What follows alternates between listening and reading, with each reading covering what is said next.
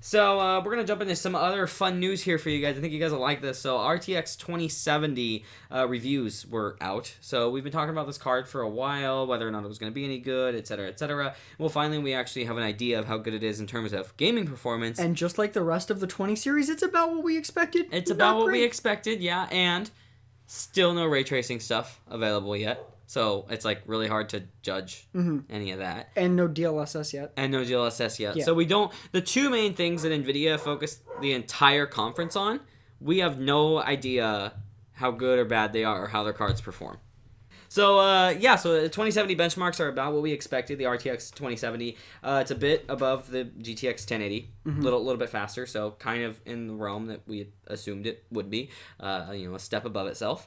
Basically. Yeah. So some 2070 cards look like they will be coming out at MSRP according to reviewers, which is a lot better than we saw with the 2080 and 2080 Ti, which still haven't ever really hit MSRP. Yeah, which I'm not surprised that the 80 and 80 Ti did not hit MSRP. I am surprised that this is launching with an MSRP card.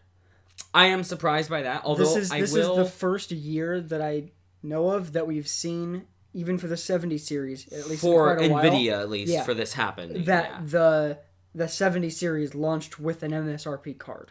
Yeah, it's kind of probably surprising. Just due to the backlash. Yeah. I still wonder why we never got backlash before, but maybe it's just because of the anti-NVIDIA sentiment. Well, I think some of it comes from the excessiveness of the overpricing, at least as we see it, right? It's not like these cards are, coming out $50 over MSRP for like the 2080 and 2080 Ti. Like in some instances, depending on what country you live in, it's like $400 over MSRP. And that's just like, that's absolutely insane. It shouldn't cost that much. Now, I do think also, though, to make up for the insanely high prices and also the lower profit margins, I think AIBs are developing bigger and beefier coolers, because we've been seeing that with the 2080, 2080 Ti, to try and squeeze more profit margin out of it. Because if you can have a card and instead of putting a $20 cooler on it, you put a $50 cooler on it. So now instead of charging $50, you can charge $200 for the cooler. You're making significantly more profit just in terms of monetary value, not percentage, but just pure money, right? And so that's, I think, something that we're seeing. I've noticed that the 2070 cards, as we expect, don't have quite as big of coolers on them so far that we've seen. Performance, again, I mean, until we see DLSS and RTX stuff or ray tracing stuff, I don't really care that much about the performance of these other than the 2080 Ti, because it was a leap above what the top in the world was. But in terms of the 2080 and the 2070 being equivalents to last year's stuff, albeit a step up, obviously, but it's like we've already seen that performance. It's not something that we haven't touched before. Like people that have 1080 Ti's, it's not like you go to a 2080 from that, right? Or a 1080 to a 2070. It just doesn't make sense. So I really want to see the other stuff. So that's why this wasn't like our top topic of the week, is like, cool. Now, since this is actually seeming like it's going to be available at MSRP, and with where, I mean, yes, you can sometimes find them for quite a bit cheaper, but in general, $500 is also about where we're seeing some 1080s. Yes. Your option, this is where I think for the 10 series versus 20 series, it is worth getting an MSRP 20 series. Is when it's in a situation where it's basically the same price. Yeah, you're getting a little bit more performance. Because this does a lot of games were like 5 to 10. Yeah, FPS this more. wasn't like the 2080 versus the 1080 Ti where it was like 50-50 split who won. This is very much the 2070 is faster than the 1080. That is a fact. It's not wishy-washy in the middle somewhere, but not by a significant. So if you can pay the same price for guaranteed faster, but then also potentially that ray tracing in some games and more realistically for the amount of games, DLSS. Yeah, well, and also just longer term support, period, and lower power usage, all the other benefits that come along with this. Let's say you get, 10 FPS from this card on the games you play, and then DLSS gives you another 5. Well, there you go. You got 15 FPS. That's a pretty good jump. For essentially the same price, or very close to. Yeah. And so, honestly, if you're looking to buy a card, I wouldn't say buy one now, because we want to wait and see. But if you do buy one now, I'm not outright saying don't. I'm just saying probably don't, but if you do, it's not the end of the world. If you need a card and you're in this price range, then yeah, go for it. Don't buy a 1080 instead because Yeah. we already know the raw performance. But I would still overall wait until we see ray tracing and DLSS before buying any 20 series card if you can. plus the 80 series will continue to drop in price. Yes, it will. That's true. Hopefully. Yeah, I mean, if you can find a 1080 for $400, then 10 frames is not worth $100. no. It depends on what you are doing, right? Yeah. 10 frames can be a lot if you're talking, 50 v 60. Yeah. But So I would say though, this is definitely a good card to keep an eye out for if it stays at or around MSRP. It's one that I could outright recommend. Whereas the 2080 and 2080 Ti are so expensive, even at MSRP, I feel almost like I don't know if that's worth it. Yeah. I'm putting together a build for a buddy of mine, and we were thinking about going with the 2080 Ti, and we're like, it just destroys the rest of the budget for the build to the point that it's just not worth it. And it's just unfortunate because then I'm like, why go with the 2080 when a 1080 Ti exists for cheaper? Yeah. But this is a very different situation. Of course, I'm still more excited for the true mid-range stuff, which is going to be 2060 and 2050. But it also won't be RTX. Yeah, so that's where it's like, I wonder how those are going to perform, or if they're just going to be rebranded Pascal stuff, which, I mean, as long as they're moving things up the stack, I'm okay with that. If a 2060 is the same GPU from a 2070 Ti, or sorry, 1070 Ti, then I'm more acceptable of that rebranding. I would be very impressed if there was a 2070 Ti maybe accidentally leaked by mentioned. Aorus, Yeah. right? But we're not even really going to cover that. Yeah, it's literally it's because I said it by mistake. We're bringing it up. That's literally it. Yeah. So, but yeah. So that'd be like I agree. That would be amazing if a 2060 had a 2070 Ti in it. Yeah. So speaking of ray tracing performance, we did get some news coming out from Remedy, the developers that are making the game Control, which is going to have some ray tracing effects in it. Specifically, they were talking about the performance hit that comes from ray tracing. And this is actually pretty interesting. So what they were saying is that, and to specify this, they're using 2 rays per pixel, which I think means that the 2070 would be able to take advantage of ray tracing in this at this performance level. I believe that's okay. So essentially what we're looking at is a total of 9.2 milliseconds additional render time for all of their ray tracing effects. Specifically, we're looking at the contact and sun based shadows with the noise reduction for that takes up 2.3 milliseconds of render time.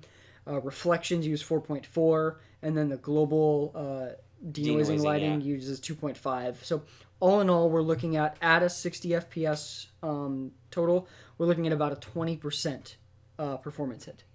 Now, what I wanted to mention is, of course, at higher frame rates, that's going to be a lower percentage because the number for the ray trace rendering is fixed. As far as I understand, the way that this is working is higher frame rate doesn't mean your GPU has to work harder on the ray tracing portion. Yeah. It's its own thing. And whether you're running at 30 or 250 FPS, the delay that you get added into your frames by ray tracing is going to be around the same. Yeah. Now, of course, that'll vary game by game. So this is what their testing shows. Yeah, of course, and this is just so far. Yeah. This is still very, for them, they've said this is very early on for their development of ray tracing. 20% isn't insignificant, though, either, of course. No, that's I mean, if 12 it goes FPS. So if you go from 60 to 48, that's enough to go from perfectly smooth to kind of gross and stuttery. Yes. So that's a pretty significant hit. Of course, though, if you're only losing, 12 frames, let's say at, 100 FPS, that starts to become more acceptable. Yeah. So it depends.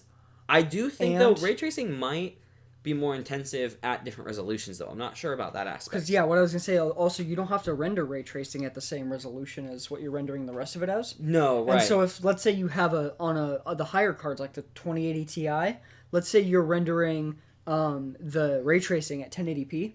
And everything else is 4K. Main game at 4K. You could probably get a lot lower performance hit. You know what I feel like? I just feel like the ray tracing stuff, the biggest issue with it is the strain it puts on reviewers to review it properly. Oh yeah, because this is not going to be an easy thing. I want a ray tracing card just to mess with testing because it's like, and not even necessarily for us to like review it testing wise, just to see how complex it is to make this.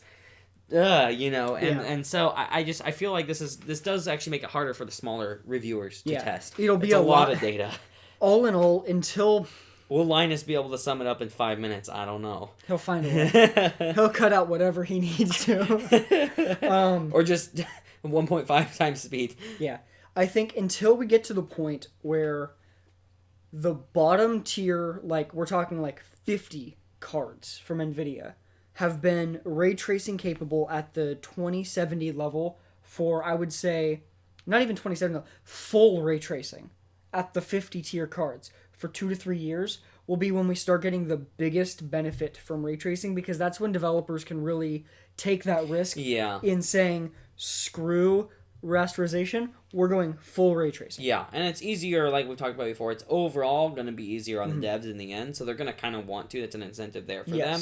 But, of course... It's a very long-term play that most people are not going to even care about. Exactly, and depending on what the consoles do, that also really affects it. Now, of course, you do have certain studios where, like, graphics is their life. They pay so much attention to every detail, and those studios will probably stick with this.